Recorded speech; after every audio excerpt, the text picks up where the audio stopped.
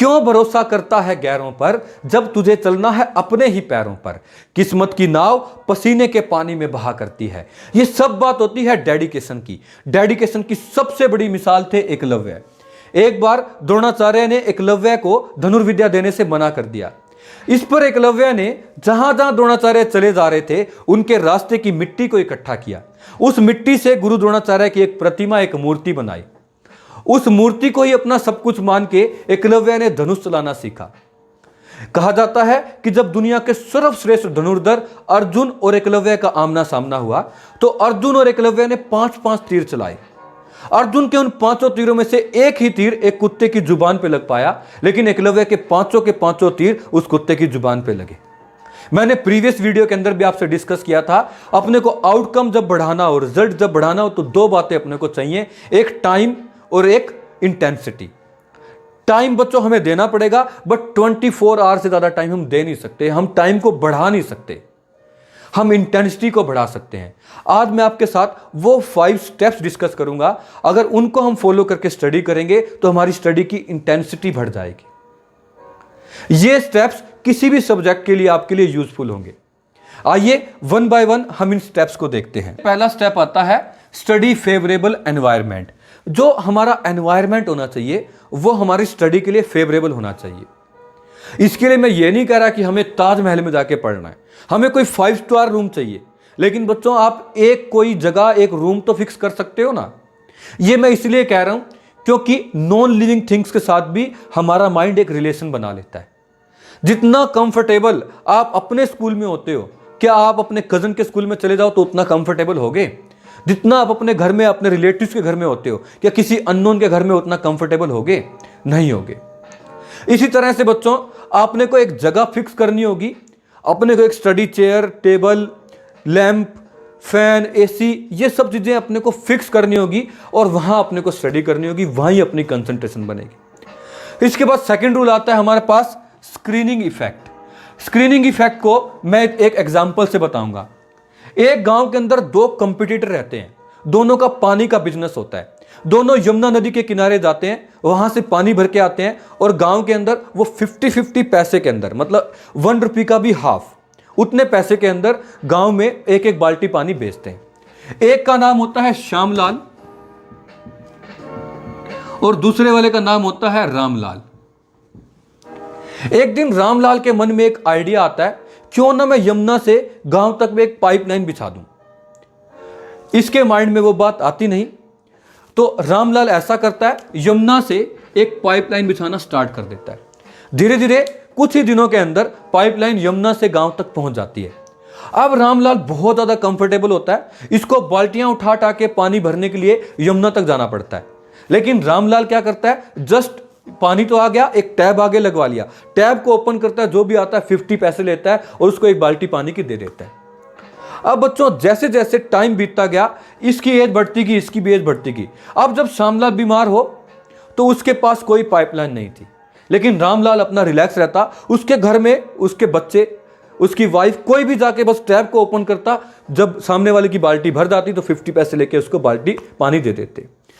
यही अपने को करना है अपनी स्टडी के अंदर। वो देखो कैसे, जब भी हम कोई टॉपिक करते हैं, कोई एक्सरसाइज करते हैं, उसमें जितने भी क्वेश्चंस होते हैं, हम उन क्वेश्चंस की सीक्वेंस को पहले एक बार लिख लेते हैं। जैसे मान लीजिए 1 2 3 4 5 6 7 8, इस तरह बहुत सारे क्वेश्चंस हैं। आप ये देखिए फर्स्ट क्वेश्चन आपको आता है या नहीं आता। अगर आता है तो आप उस पर टिक मार्क कर दें। ऐसे ही सेकंड आता है टिक मार्क कर दें, थर्ड आता है टिक मार्क कर दें। लेट से कि अपने को 4th क्वेश्चन नहीं आता तो अब आप इस पर सर्कल कर दें। हमें 5th आता है, मान लीजिए 6th भी नहीं आता, 7th भी नहीं आता, फिर 8th आता है।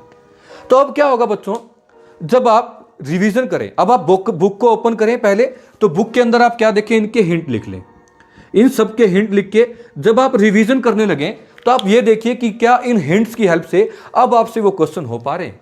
अगर हो पा रहे हैं तो आप इसको टिक कर दीजिए, नहीं हो पा रहे तो मान लीजिए हमारे से 6th नहीं हुआ तो इसको आप सर्कल कर दें।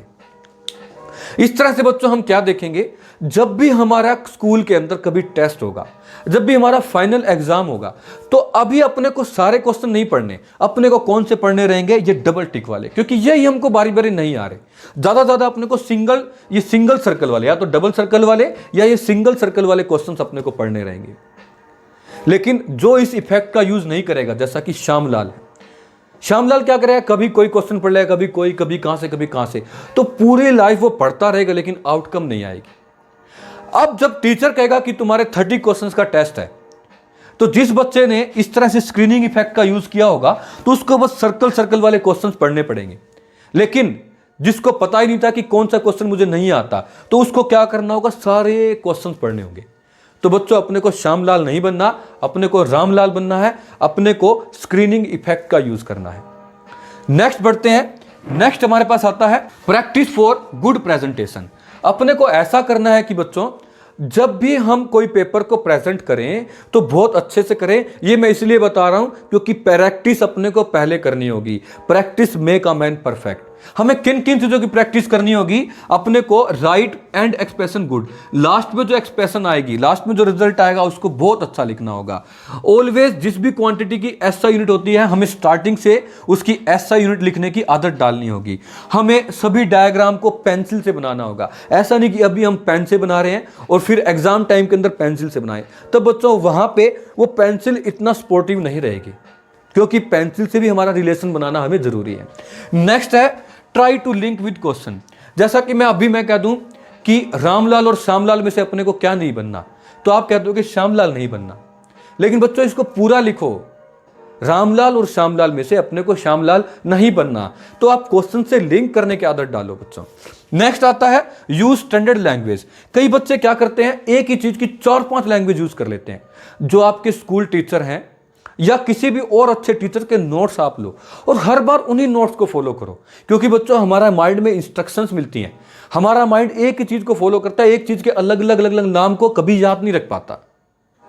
जैसे कि आप सबने देखा होगा, ठंडा मतलब कोका कोला, डर के आगे जीत है, अब की बार मोदी सरकार। ये सब क्या है बच्चों, एक बार ही आपके माइंड ने इनको पिक कर लिया और वो परमानेंट आपकी मेमोरी के अंदर फिट हो चुकी है। ऐसी एक ही डेफिनेशन को एक स्टैंडर्ड आप बनाएंगे और अच्छी डेफिनेशन आपने लेनी है। उस डेफिनेशन को आज से आप करना स्टार्ट करोगे ना बच्चों, तो ये वो बीज है जो कभी फ्रूट बनेगा तो बहुत सारे फ्रूट आपको देगा। जब ये पूरा पेड़ बनेगा तो बहुत सारे आपको फ्रूट देगा। तो अपने को स्टैंडर्ड लैंग्वेज लिखने की आदत अब से डालनी है। कभी भी सेकंड डेफिनेशन अपने को लिखनी नहीं, ज्यादा अपने को ये नहीं सोचना कि ज्यादा डेफिनेशन लिखेंगे ज्यादा रिजल्ट मिलेगा, उससे आपका माइंड ही पजल होगा। तो एक ही डेफिनेशन आपको करती जानी है। नेक्स्ट हमारे पास आता है प्रॉपर होमवर्क रिकॉर्ड। बच्चों होमवर्क रिकॉर्ड मैं इसलिए कह रहा हूं क्योंकि होमवर्क रिकॉर्ड बनाने से हमारा कॉन्फिडेंस बढ़ता है। आप पहले से प्लानिंग करनी पड़ेगी आपको कि कितनी नोटबुक के अंदर मैं क्या काम करूं। फॉर एग्जाम्पल हर सब्जेक्ट के लिए अलग अलग हो सकता है। मैं आपके लिए किसी मैथ या कोई साइंस का सब्जेक्ट ले लेता हूं। अब साइंस में क्या होगा, कुछ न्यूमेरिकल्स भी आते हैं और कुछ थ्योरी पार्ट भी होता है। अब ऐसा तो नहीं कि थ्योरी के साथ साथ हम न्यूमेरिकल्स भी और एक्स्ट्रा न्यूमेरिकल्स भी करते जाएं। एक बच्चा क्या करता है कि अपनी कॉपी को, अपनी नोटबुक को 3 पार्ट्स में डिवाइड कर लेता है। फर्स्ट पार्ट में वो कहता है कि मैं थ्योरी ही नोट डाउन करूंगा, सेकंड के अंदर जो एनसीईआरटी के न्यूमेरिकल्स है वो करूंगा, और थर्ड वाले के अंदर जो एक्स्ट्रा क्वेश्चंस मैं कहीं से लेके आऊंगा वो मैं नोट डाउन करूंगा। तो बच्चों अब उसके पास क्या है, एक ही चैप्टर के लिए अलग अलग प्रोविजन प्रोवाइड है। ऐसा नहीं कि एक ही चैप्टर के अंदर उसको पता ही नहीं चल रहा एनसीईआरटी कहां कर रखी है, एक्स्ट्रा क्वेश्चंस कहां कर रखे हैं, थ्योरी कहां कर रखी है। जो छोटी सी चीज थी वो बहुत बड़ी बन जाएगी। नेक्स्ट आता है बच्चों हमारे पास सबसे कीमती चीज, try not to break continuity. Continuity को ब्रेक मत करो बच्चों। डिसिप्लिन एक ऐसा पावरफुल वेपन है जो आपको सक्सेस तक सीधा ले जा सकता है।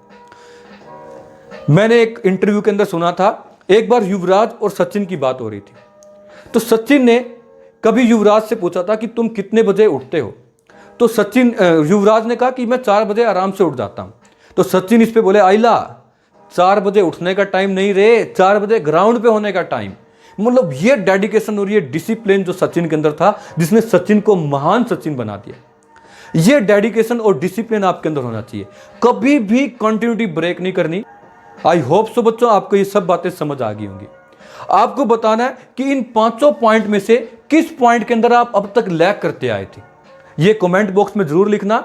ये लिखने से बच्चों आप देखना एक नई लाइफ की, एक फ्रेश लाइफ की फिर स्टार्टिंग होगी। और इन 5 पॉइंट में से यह भी लिखना कि कौन सा पॉइंट आपको सबसे ज्यादा इफेक्टिव लगा, कौन सा पॉइंट आपके लिए वैल्यूएबल था। Thank you very much.